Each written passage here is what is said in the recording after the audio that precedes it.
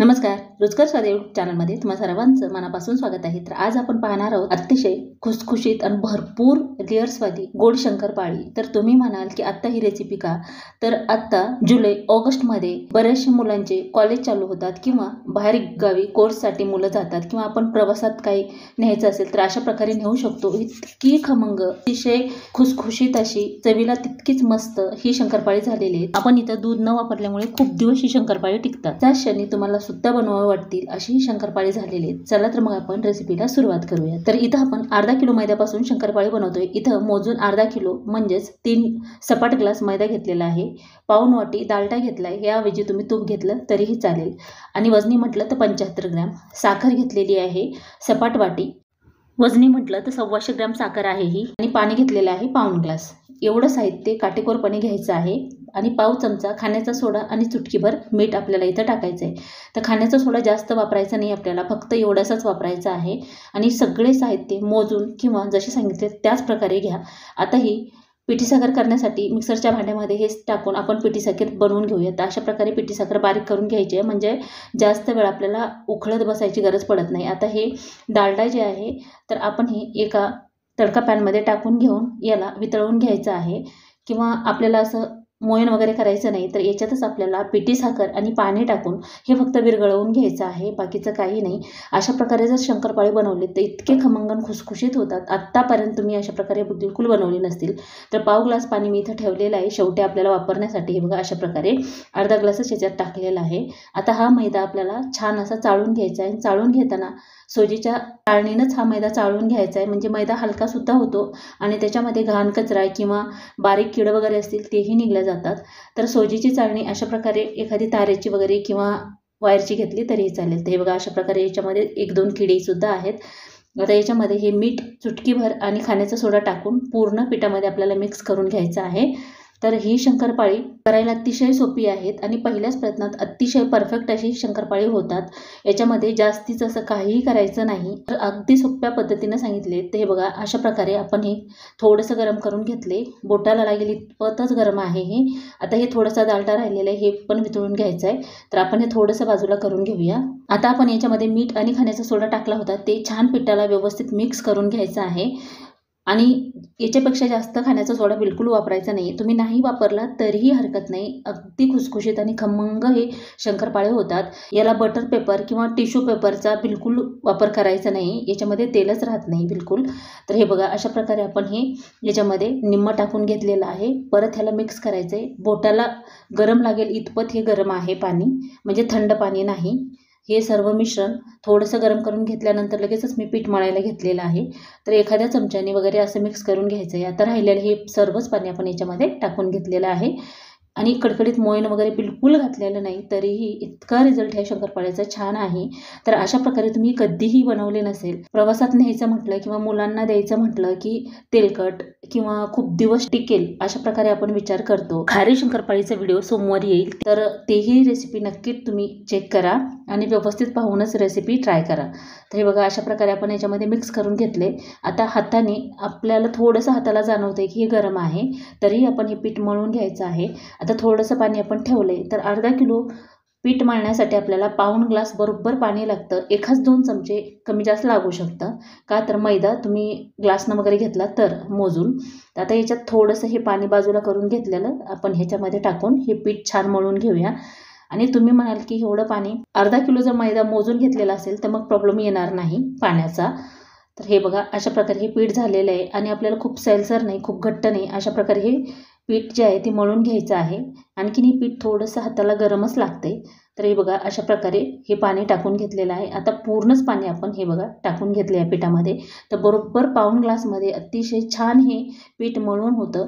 तर आता हे छान आपल्याला जोपर्यंत हाताला चिकटत नाही किंवा ताटाला चिकटत नाही तोपर्यंत आपल्याला हे मळून घ्यायचं आहे। ही प्रोसेस व्यवस्थित करायची, याच्यामध्ये दुसरं काही ॲड करायचं नाही। किंवा तुम्हाला सध्या वाटेल की हे पातळ झाले, तर पातळ बिलकुल होत नाही। आपण जसं जसं हे मळू तसं तसं हे डालडा टाकल्यामुळे पीठ असं घट्टसर होत राहतं। तर अशा प्रकारे आता आपण हे छान जोपर्यंत प्लेटला चिकटत नाही तोपर्यंत मळून घेऊया। तर बघू शकता साधारण 3 ते 4 मिनिटांमध्येच हे पीठ छान असं सॉफ्ट झालेलं आहे आणि इथं मी व्हिडिओ स्किप केलेला नाही पीठ मळता वेळे. तर हे बघा अशा प्रकारे जोपर्यंत व्यवस्थित असं सॉफ्ट पीठ होत नाही तोपर्यंत आपल्याला हे मळून घ्यायचं आहे. अतिशय मऊसूत असं हे पीठ तयार झालेलं आहे आपलं. आता आपण ह्या पिठाचे आपण गोळे तयार करून घेऊया. म्हणजे तुमच्या आवडीनुसार जर का मोठ्या पाटावर बनवणार असाल तर एवढं पिठाचं एकदम सुद्धा शंकरपाळी तयार करू शकता अर्धा किलो पिठाचे. आणि जर का पोळीपाटावर बनवणार असाल तर 2 ते 3 बॅचमध्ये तुम्हाला हे शंकरपाळे लाटून कट करून घ्यावे लागतील. तर हे बघा किती सुंदर आणि मस्त हे पीठ झालेलं आहे. आणि बऱ्याच वेळा काय होतं की आपल्या मैत्रिणी जॉबला वगैरे जातात, मुलं छोटी छोटी घरात असतात, त्यांना काहीतरी देण्यासाठी सुद्धा अशा प्रकारे शंकरपाळे तयार करून तुम्ही घरात ठेवू शकता. किंवा चहासोबत आपल्याला काहीतरी खाण्याची इच्छा होते 4 वाजता किंवा ऑफिसहून आल्यानंतर, तरीही तुम्ही अशा प्रकारे बनवून ठेवलं तर 2-4 शंकरपाळे आणि थोडासा चहा जरी पिलं तरी बरं वाटतं. किंवा खारे शंकरपाळे. तर अशा प्रकारे तुम्ही नक्की ट्राय करा आणि कमेंटमध्ये सांगायला बिलकुल विसरू नका. तुमचे अभिप्राय माझ्यासाठी खूप महत्त्वाचे असतात, का तर मलाही कळतं माझ्याकडून बरोबर होते किंवा चुकते. तुमची रेसिपी जर व्यवस्थित झाली तर मला सुद्धा खूप आनंद होतो. तर हे बघा एवढे याचं कट करून घेतलेले आहेत गोळे. तर तुम्हाला हवं तेवढ्या लहान मोठ्या आकारामध्ये कट करून घेऊ शकता. तर एवढा गोळा घेतल्यानंतर परत हे अशा प्रकारे गोल करून घ्यायचं आणि तिथल्या तिथंच दाबून आपल्याला याला लाटून घ्यायचं आहे. आता लाटताना ह्याला गोल बिलकुल लाटायचं नाही. लाटत असतानाच ह्याला चौकोनी करून घ्यायचं. म्हणजे शंकरपाळे आपण इथं शंखासारखे नाही तर चौकोनी आकाराचे बनवणार आहोत, त्यामुळे कट करायला बरं पडतं. आणि जास्त खूप पातळ लाटायचं नाही ही शंकरपाळी. साधारण अर्धा किंवा 1 इंच जाडीचे शंकरपाळे लाटायचे आहेत. म्हणजे जाडी ठेवायची आहे त्याची. खूप जर पातळ केलं तर कडक शंकरपाळी होतात आणि त्याला लेयर्स छान येत नाहीत. तर अशा प्रकारे जर केले तर इतके खुसखुशीत आणि खूप छान जाळीमध्ये पडते आणि लेयर्स पण छान येतात. तर मी साधारण 1 इंच जाडीचं हे पीठ ठेवलेलं आहे. सर्व बाजूनं सारखं लाटून घ्यायचं आहे. कुठं जाड कुठं पातळ बिलकुल करायचं नाही. पिझ्झा कटरनं किंवा साधारण जे आपल्याकडे चाकू असतो त्यांनी जरी कट करून घेतलं तरीही चालतं. तर हे बघा अशा प्रकारे एवढ्या जाडीचं ठेवायचं आहे. तर आता कट करून घेताना सुद्धा चाकू असा एकदम मोडायचा नाही, तर तिथल्या तिथं कट करतच आपल्याला हे कट करून घ्यायचं आहे. म्हणजे काय होतं पीठ जे आहे ते मैदा असल्यामुळे असं फाकल्या जातं ओढल्यानंतर, त्यामुळे तिथल्या तिथंच असं कट करून घ्यायचं आहे. तर ही शंकरपाळी अतिशय खुसखुशीत आणि मस्त होतात. तळते वेळेसुद्धा तेवढीच काळजी घ्यायची आहे. तर आता आपण हे छान व्यवस्थित कट करून घेऊया. तर बघू शकता आपली शंकरपाळी कट करून झालेली आहेत आणि चौकोनी आकारामध्येच ही शंकरपाळी कट करून घ्यायची आहेत. तुम्हाला लहान मोठ्या आकारात जसे हवेत तसे कट करून घेऊ शकता. तर बघू शकता 1 इंचच्या जाडीचे मी ही शंकरपाळी ठेवलेली आहे आणि फुलून ही 3 इंच ते 4 इंचपर्यंत हे फुलते. इतकी सुंदर ही शंकरपाळी होतात. तर आता तेल गरम करायला ठेवलेलं आहे. तेल गरम करताना मीडियम गॅसवर तेल गरम करून घ्यायचं आहे आणि 1-2 शंकरपाळे टाकल्यानंतर अगदी सावकाश बुडबुडून निघतील इथपर्यंतच आपल्याला तेल गरम करून घ्यायचं आहे.